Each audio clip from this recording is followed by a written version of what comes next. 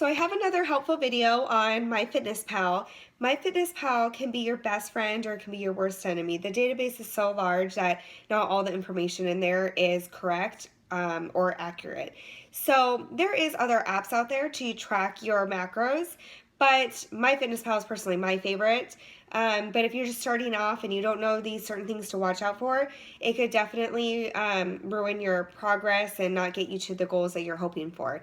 So because anybody can go add any entry in there and then you can use their entry, there could be false information. So back a few years ago when everybody was tracking calories only, there's a lot of entries in there that just have calories. So if you go quick and add that entry without looking at it, you might not realize that the macros aren't in there and all you're tracking is calories, which is not going to do you any good.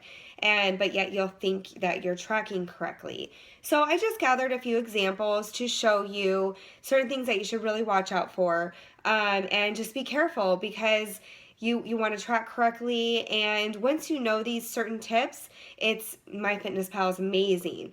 But before you know these, it can be a little difficult. So here are a few examples for you. This first one is a s'mores protein bar, and it says net carb next to it. So if you click on it, it's showing that there's 4 carbs in this protein bar, which is incorrect.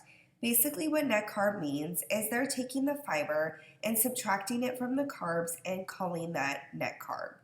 That is used for a different program. Flexible dieting does not use net carbs. So please don't use any entries like that. So the second one is the actual s'mores quest bar, and it's showing 23 carbs, which is the correct one. So you would want to use that entry, not the net carb one. This second example is spaghetti and turkey meat sauce. So if you click on it, it's showing 0 everything. So somebody was most likely just tracking their calories and they added this entry and they just added calories obviously and didn't account for anything else.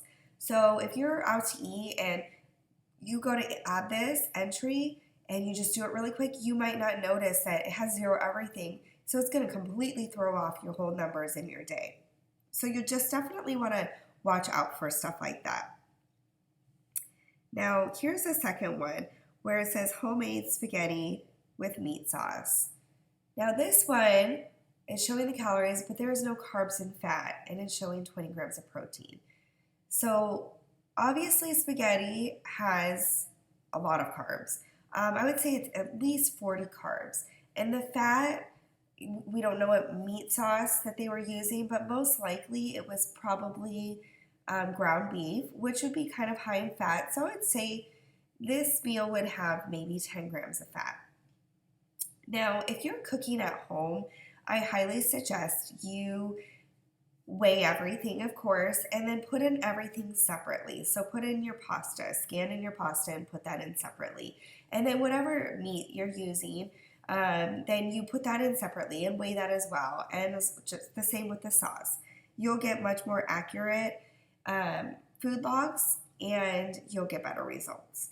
So you just want to be careful and watch. If you're out to eat and you are adding in spaghetti with meat sauce, you just kind of want to glance over it and make sure that it kind of looks right and it doesn't have zeros for your carbs and fat. Now this last example is pizza. This first one is Little Caesars Pizza, and as you can see, there is a green check mark next to it. That means that it's been verified with that restaurant. So this one would be a very good one to use really anywhere. If you go somewhere and you're having pizza and you cannot find that restaurant's information in MyFitnessPal, then you could use this one for your pizza if you're having cheese. This next one that says cheese pizza homemade, if you click on it, the carbs and protein look correct. But the fat, 4 grams of fat for a piece of pizza is very, very low.